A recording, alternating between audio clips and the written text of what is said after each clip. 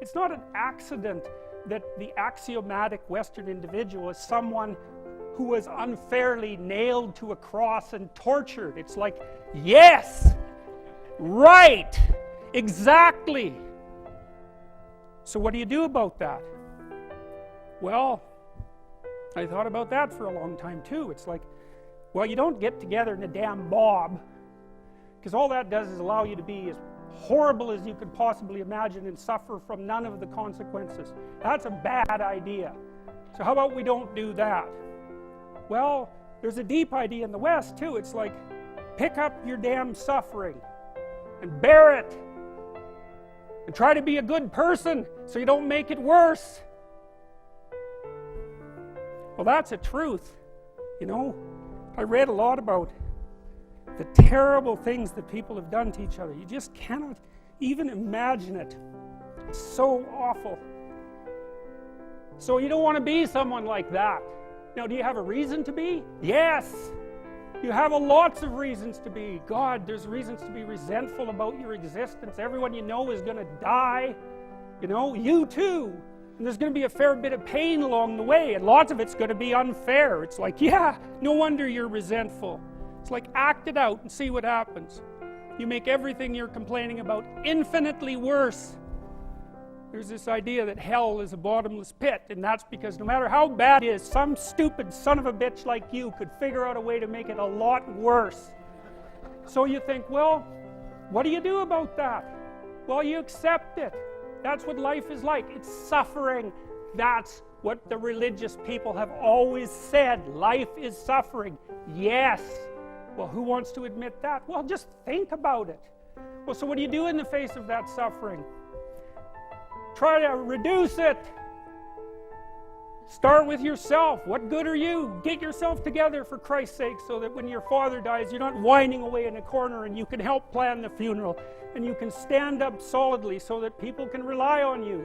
That's better. Don't be a damn victim. Of course you're a victim. Jesus, obviously. Put yourself together. And then maybe if you put yourself together, you know how to do that. You know what's wrong with you, if you'll admit it. You know there's a few things you could polish up a little bit, that you might even be able to manage in your insufficient present condition. And so you might shine yourself up a little bit, and then your eyes will be a little more open, and then you can shine yourself up a little bit more, and then maybe you could bring your family together instead of having them be the hateful, spiteful, neurotic, infighting batch that you're doomed to spend Christmas with. So then you fix yourself up a little bit, kind of humbly, because, you know, God, you're a fixer-upper if there ever was one. And then you got to figure out, well, can you figure out how to make peace with your idiot brother? And probably not, because he's just as dumb as you, so how the hell are you going to manage that? And so then maybe you get somewhere that way, and your family's sort of functioning, and you find out, well, that kind of relieved a little bit of suffering, although it reduced the opportunities for spiteful revenge, and that's kind of a pain in the neck. And so then you get your family together a little bit, and you're a little clued in then, at least a bit, because you've done something difficult that's actually difficult. You're a little wiser, and so then maybe you could put a tentative finger out beyond the family and try to change some little thing without wrecking it. It's like, our society is complex, and we teach our students that they could just fix it. It's like, go fix a military helicopter and see how far you get with that. It's like, what are you going to do? You're like a chimp with a wrench. Whack! Oh, look, it's better. It's like, no, it's not better. Things are complicated, and to fix things is really hard. And you have to be like a golden tool to fix things, and you're not. So, and that's the other message of the West. It's like, how do you overcome the suffering of life? And I'm not saying it's only the message of the West. How do you overcome the suffering of life? Is be a better person. That's how you do it. Well, that's hard. It takes responsibility. And I think, you know, if you said to someone, you want to have a meaningful life? Everything you do matters. That's the definition of a meaningful life. But everything you do matters. So you're going to have to carry that with you. Or do you want to just forget about the whole meaning thing, and then you don't have any responsibility, because who the hell cares, and you can wander through life doing whatever you want, gratifying impulsive desires for how useful that's going to be, and You're stuck in meaninglessness, but you don't have any responsibility. Which one do you want? Well, ask yourself, which one are you pursuing? And you'll find very rapidly that it isn't the majority of your soul that's pursuing the whole meaning thing, because, well, look what you have to do that. You have to take on the fact that life is suffering. You have to put yourself together in the face of that.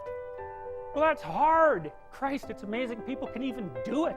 I'm stunned every day when I go outside and it isn't a riot with everything burning.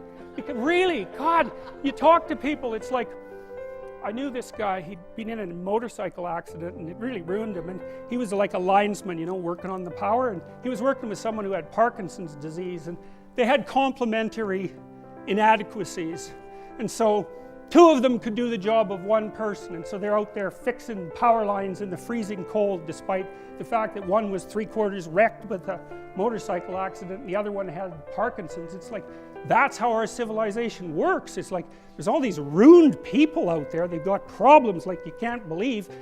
Off they go to work and do things they don't even like, and look, the lights are on. My God, it's unbelievable. It's a miracle. It's a miracle. And we're so ungrateful. College students, the postmodern types, they're so ungrateful. You know, they don't know that they're surrounded by just a bloody miracle. It's a miracle that all this stuff works, that all you crazy chimpanzees that don't know each other can sit in the same room for 2 hours sweltering away without tearing each other apart, because that's what chimps do. So, anyways, so what happened? Well, I made some videos and I got to the bottom of some things, at least as far as I can tell, so I told you what the bottom is, and then I've got this idea about what you might do about it, which isn't my idea. It's not my idea. It's an old idea. It's far older than Christianity. It's old. It's the oldest story of mankind. Get yourself together.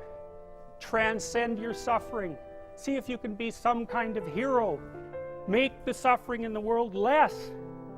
Well, that's the way forward, as far as I can tell, if there is any way forward. And that's what's under assault by the postmodernists. So look out, because they know exactly what they're doing, and they know exactly why they're doing it.